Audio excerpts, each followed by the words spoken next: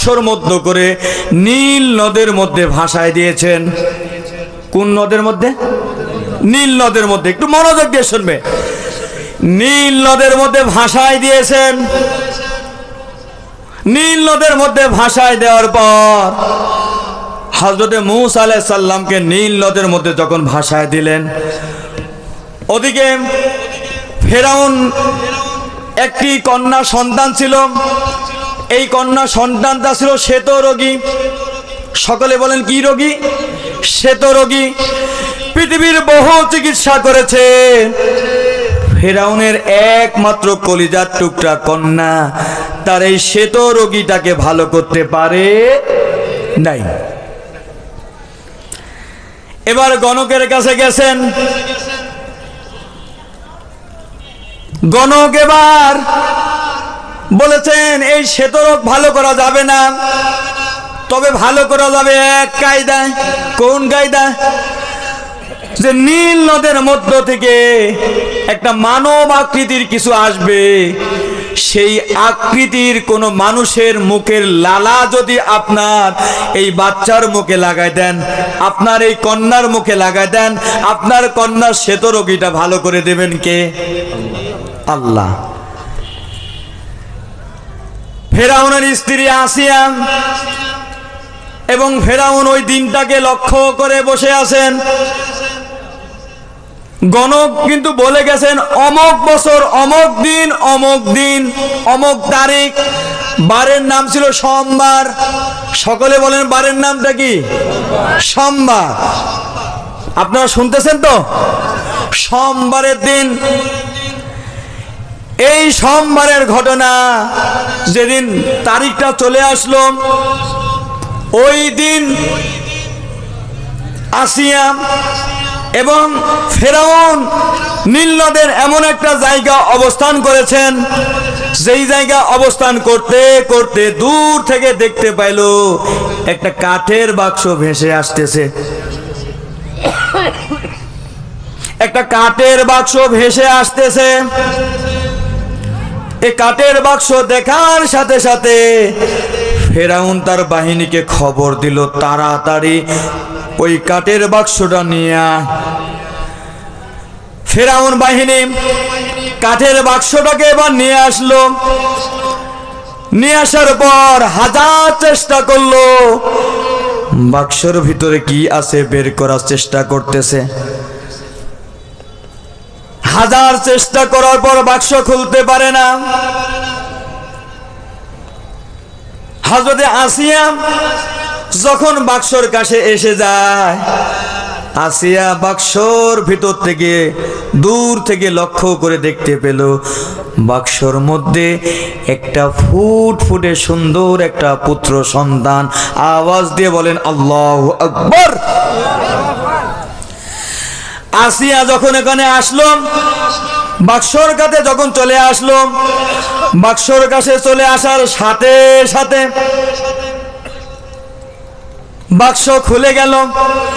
বাক্স খুলে যাওয়ার সাথে সাথে ফেরাউন বাহিনী লক্ষ্য করে বলতেছেন কি ব্যাপার, আমার এত দল উপদল ওখানে লেগে গেল, বাক্সটা খুলতে পারলো না, তুমি কেমনে খুলে ফেললা? এরপরে ওর ভিতরে কি আছে? ফেরাউন লক্ষ্য করে দেখলো ওর ভিতরে একটা পুত্র সন্তান। সকলে বলেন কি সন্তান? পুত্র সন্তান। ফেরাউন তার বাহিনীকে খবর দিল, তাড়াতাড়ি এই সন্তানটাকে জবাই করে ফেল, এই সন্তানটাকে বাঁচিয়ে রাখা যাবে না। এবার আসিয়া তার স্বামীকে লক্ষ্য করে ফেরাউনকে বলতেছেন, আমাদের কোনো পুত্র সন্তান নাই। এরপরে ওই যে গণক বলে গেছিল যে এই সাগর থেকে একটা মানব আকৃতির কিছু আসবে, সেই মানব আকৃতির লালা যদি আমার কন্যা সন্তানের গায়ে লাগানো যায়, তাহলে আমার একটি মাত্র কলিজার টুকরা কন্যা সন্তান সে ভালো হয়ে যাবে। এবার ফেরাউন তার অসুস্থ মেয়েকে এবার নিয়ে আসলো। ওই বাচ্চার মুখের লালা তার অসুস্থ মেয়ের গায়ে লাগিয়ে দিল। লাগিয়ে দেওয়া দেরি নাই, রোগটা ভালো করতে দেরি করে নাই যিনি তিনি কে? আল্লাহু আকবার। সঙ্গে সঙ্গে ওই শ্বেতরোগী কন্যার রোগটা ভালো হয়ে গেল। রোগ যখন ভালো হয়ে গেল, ফেরাউনের মনটা তখন একটু নরম হয়ে গেল। আসিয়া বললেন, এই সন্তানের প্রতি তুমি একটু ভালো করে দৃষ্টি দাও। ফেরাউন যখন হযরত মূসা আলাইহিস সালামের আকৃতির প্রতি তাকিয়ে দেখলো, দেখার সাথে সাথে ফেরাউনের ভিতরে মহব্বত পয়দা করে দিলেন কে? কথা কন কে? আল্লাহ। ফেরাউন যখন পারমিশন দিয়ে দিল যে আচ্ছা এই বাচ্চাটাকে এবার লালন পালন করা যায়, বুঝতেছেন? মূসার পরিবারে ঢুকে গেল কে? ফেরাউনের পরিবারে ঢুকে গেল কে? মূসা।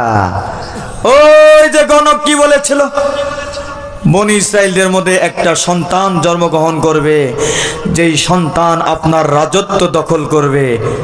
কি করেছিল? প্রতিটা বাড়ি বাড়ি গিয়ে জীবন্ত বাচ্চাকে জবাই করে ফেলেছে। কিসের লোভে? ক্ষমতার লোভে। কতক্ষণ কিসের লোভে? ক্ষমতার লোভে। ক্ষমতার লোভে তাজা মানুষকে মেরে ফেলে এমন জাতি এখনো এই পৃথিবীতে আছে না নাই? সিল্লাকন আছে না নাই? এখনো যারা বাংলার জমিনে বা সারা পৃথিবীতে জীবন্ত মানুষকে ক্ষমতার লোভে তাদেরকে দাপন করে ফেলে, গুলি করে মেরে ফেলে, ওরা বর্তমান সময় ফেরাউনের এক নাম্বার সন্তান। কতক্ষণ ঠিক কিনা? একটু আসতে বলেন। এখন আমরা বাংলাদেশ দ্বিতীয়বার স্বাধীনতা অর্জন করেছে, সুতরাং কথা হবে একবার ওপেন, কোনো প্রকার গোপনীয়তা থাকবে না। কোরআনের কথা বলবো একবার ওপেন, কোনো প্রকার গোপন হবে না। সম্মানিত ভাইয়েরা, তাহলে এখন আমি আপনাদেরকে বলতে চাচ্ছি, ফেরাউন এত পলিসি করেছে, জীবন্ত সন্তানটাকে জবাই করেছে। ফেরাউন তার রাজত্বে মানুষের মধ্যে দল উপদল তৈরি করেছেন। কি কারণে? ক্ষমতাকে টিকিয়ে রাখার জন্য। কতক্ষণ ঠিক কিনা? সারা পৃথিবীতে এখনো ফেরাউনের বংশধর তৎপর আছে, এমনকি বাংলাদেশেও তৎপর আছে। তারা আগামী দিনে তাদের ক্ষমতা বলবৎ রাখার জন্য ফেরাউনের কায়দা এখনো তাদের কার্যক্রম চালাইতে চায়। কতক্ষণ ঠিক কিনা? সম্মানিত প্রাণ প্রিয় উপস্থিতি, ফেরাউন কত কায়দা করেছে, তারাও কায়দা করেছে। দেশে হাজার চোর আছে, ডাকাত আছে, তাদেরকে দেখে দেখে পায় না, বাইসি বাইসি খালি আলেম ওলামা দেখে জেলে ঢুকাইছে আর মারিছে। কতক্ষণ ঠিক কিনা? কতক্ষণ ঠিক কিনা? আপনি আর লোক পান নাই? বাংলার জমিনে কত চোর ওপেন ঘুরে বেড়ায়, আছে না নাই? বাংলার জমিনে কত ডাকাত ঘুরে বেড়ায়, বাংলার জমিনে কত জিনাখোর ঘুরে বেড়ায়, বাংলার জমিনে কত মদখোর ঘুরে বেড়ায়। আর আপনি বাংলাদেশে সোনার ছেলে, কোরআনের ছেলে, যারা বাংলাদেশকে কোরআনের তাফসীর করে মাঠ কাঁপায়, আপনি তাদেরকে ফাঁসি দেন। আল্লাহ বললেন, আন্না মুন্না, আমি একটু দয়া করব। কি দয়া করব? আইম্মা, ক্ষমতা দিয়ে। ফেরাউনের পতন ঘটিয়ে আমি এই দেশে আগামী দিনে ইসলামের রাজত্ব কায়েম করার ঘোষণা দিয়ে দিচ্ছি কোরআন থেকে। কতক্ষণ ঠিক কিনা? সম্মানিত ভাইয়েরা, এই যে মূসা আলাইহিস সালাম ফেরাউনের বাড়িতে লালন পালন হয়েছেন, অথচ ফেরাউন চেষ্টা করেছে মূসাকে ধ্বংস করার জন্য। মূসার আবির্ভাব যেন কোনোভাবেই না হয়, এই কায়দা করেছেন কি করেন নাই? কতক্ষণ করেছেন। সম্মানিত ভাইয়েরা, আমি আপনাদের জ্ঞাতার্থে বলতে চাই, এখনো প্রত্যেকটা পরিবারে প্রতিটা বাড়ি বাড়ি ফেরাউন আছে। কেমন ভাবে আছে দেখেন, বাপের ছেলে হচ্ছে 4টা। বেশিরভাগ বাড়িতে দেখবেন বাপের কোনো একটা ছেলে একটু লেখাপড়া ভালো জানে, দেখবেন যিনি একটু লেখাপড়া ভালো জানে ওই পরিবারে অন্যান্য ভাইদেরকে ঠকানোর জন্য ওই ভাই বিভিন্নভাবে কলাকৌশল করে বাপের সাথে যায় আর জমি জাতি সাইরি নেয়। কতক্ষণ ঠিক কিনা? তাহলে ওই বাড়ি ফেরাউন হচ্ছে ওই ভাই। কতক্ষণ ঠিক কিনা? সম্মানিত ভাইরা, এই যে আমার মা বোনরা যারা আছেন, আপনাদের একটু ওয়াজ শোনাই। আপনাদেরকেও যারা ঠকায়, জমির ভাগ থেকে আপনাদেরকে ঠকায়, যেই বাবা মা আপনাদের ঠকিয়ে ছেলেদের নামে জমি রেজিস্ট্রি করে দেয়, ওরা হচ্ছে ফেরাউনের বংশধর। আসতে বলেন ঠিক কিনা? আপনাদের আওয়াজটা এত আসতে হলো, মনে হচ্ছে আপনারা কি দোষে দোষিত নাকি?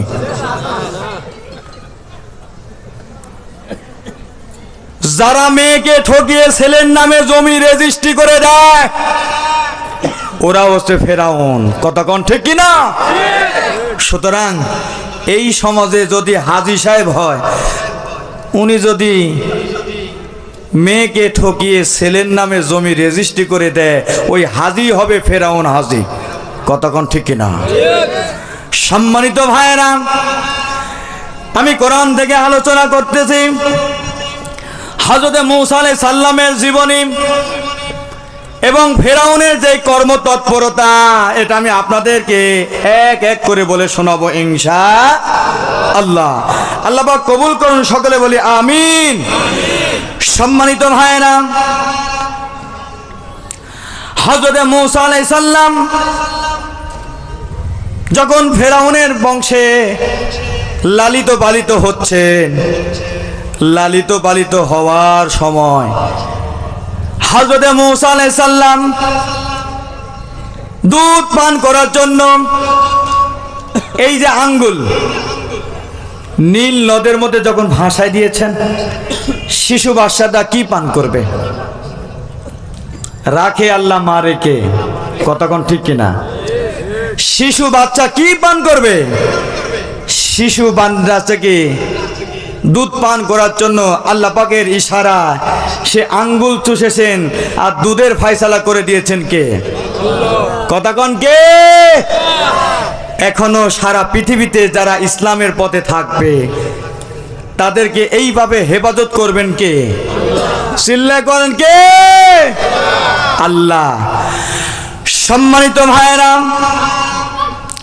এখন আল্লাহ পাক হযরত মূসা আলাইহিস সালামকে ফেরাউনের বংশে যেইভাবে পালন করলেন, মূসা আলাইহিস সালাম স্ট্রং, শক্তিশালী।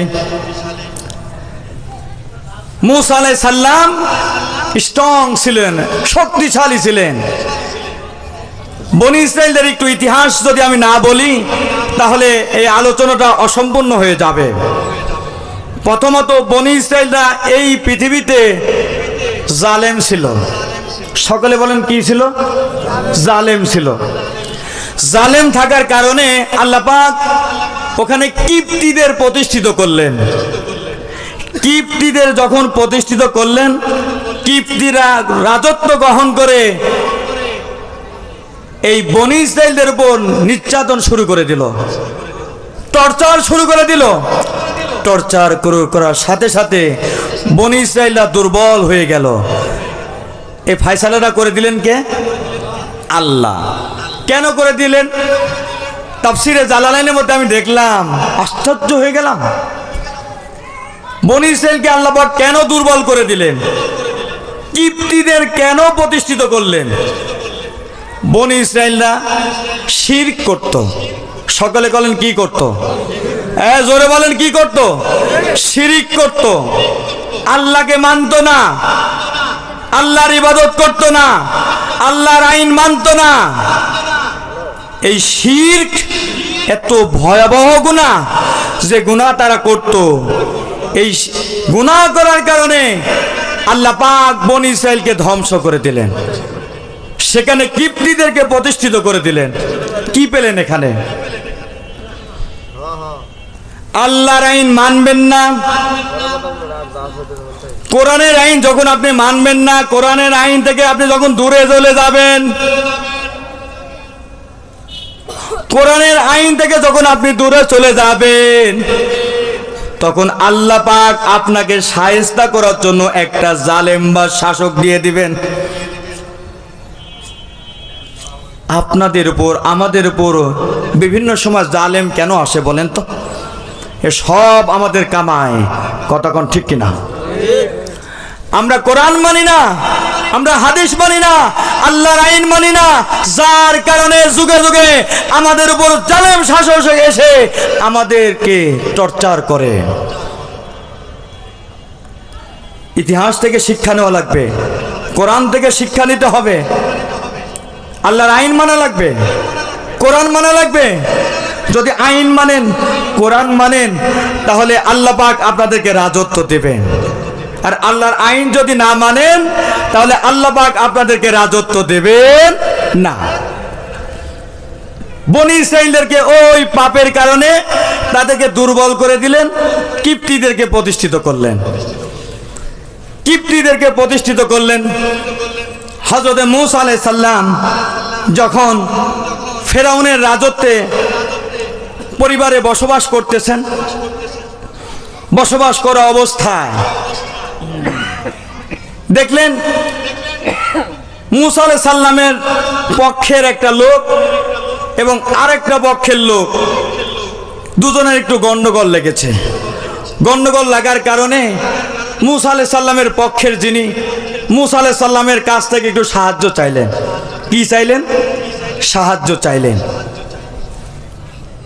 সম্মানিত প্রিয় উপস্থিতি, মূসা আলাইহিস সালাম থেকে যখন সাহায্য চাইলেন, মূসা আলাইহিস সালাম একটা মুষ্টিবদ্ধ করে একটা ঘুষি মারলেন। কোরআন থেকে যতটুকু পাওয়া যায়, ঘুষি মারার কারণে ওই কিপ্তিটা মারা যায়। কিপ্তিটা কি হয়? মারা যায়। কিপ্তি মারা যাওয়ার সাথে সাথে ফেরাউন বাহিনী লক্ষ্য করলো, সর্বনাশ, এক ঘুষিতে এত বড় মানুষ মরে যায়। তাহলে মানুষটা কে? তাহলে মানুষটা কে? এটা তার বুঝতে আর বাকি থাকে না। সম্মানিত ভাইয়েরা,